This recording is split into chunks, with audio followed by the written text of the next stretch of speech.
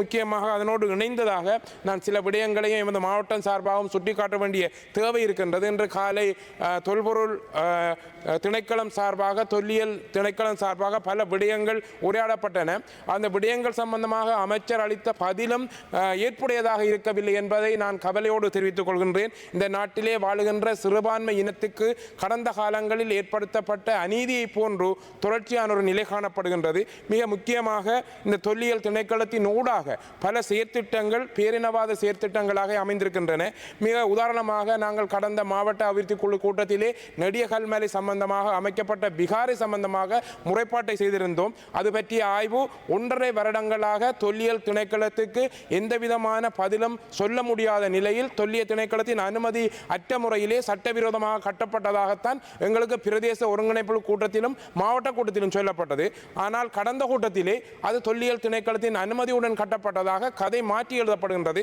இவ்வாறான நிலைமையிலே சிறுபான்மை இன மக்கள் எவ்வாறு இந்த அரசிலே நம்பிக்கை கொள்வது என்பது பாரிய ஒரு கேள்விக்குறி இருக்கின்றது. அதற்கு அப்பால் நான் கடந்த கிழமை திருவோணமலை சென்றிருந்தேன். எங்களுடைய மாவட்ட ஏற்பாடு செய்யப்பட்ட பூசைக்கு அங்கு இலண்டனிலிருந்து கொண்டு வரப்பட்ட ஒரு மணியினை பொருத்துவதற்கு முடியாத நிலையில் 3 வருட காலமாக தொல்லியல் துறையில் அனுமதி பெற்றிருக்கின்றார்கள்.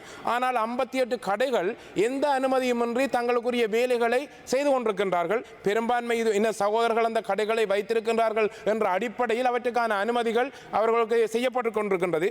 அதற்கு அப்பால் அங்கு ஊழியர்கள் தங்குவதற்கான அறையோ அல்லது அந்த கோயிலிலே வேறு வேலைகள் செய்வதற்கு பல வருடக்கணக்காக காத்திருக்க வேண்டிய ஒரு நிலைமை இருக்கின்றது. 1.5 வருடங்களாகின்றது. இதற்கான மிக விரைவான செயற்திட்டத்தை நீங்கள் எவ்வாறு முன்கொண்டு செல்ல போகின்றீர்கள் என்ற ஒரு கேள்வியை நான் இங்கு முன்வைக்க விரும்புகின்றேன். அமைச்சர் பல விடயங்களை சொல்லியிருந்தார்.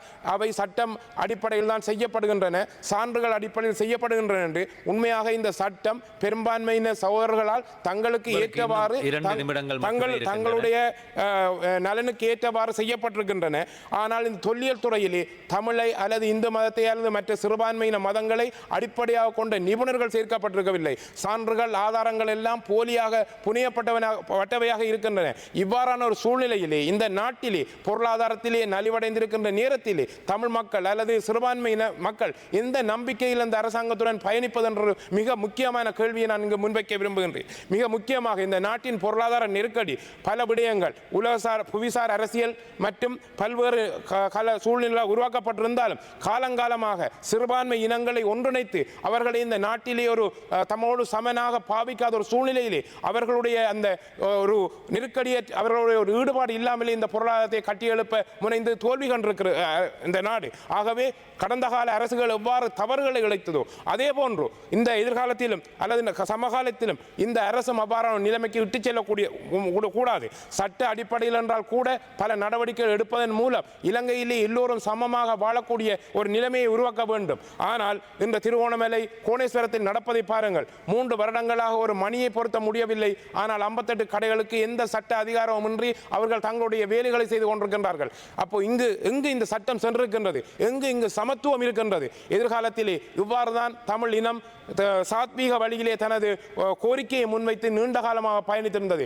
அவ்வாறான ஒரு நெருக்கடியான சூழ்நிலை தான் நாட்டில் யுத்தம் ஏற்பட காரணமாக இருந்தது. அவ்வாறான ஒரு நிலைமை எதிர்காலத்தில் உண்மையாக ஏற்பட்டுவிடக் கூடாது என்ற ஒரு நல்ல எண்ணம் எங்களுக்கும் இருக்கின்றது. ஆனால் இனங்கள் அங்கு வாழ்கின்ற மக்கள் சமமாக நடத்தப்படுவதற்குரிய உறுதிப்பாட்டை இந்த அரசாங்கம் தர வேண்டும். அந்த செயற்பாடுகளை முன்னெடுக்க வேண்டும்.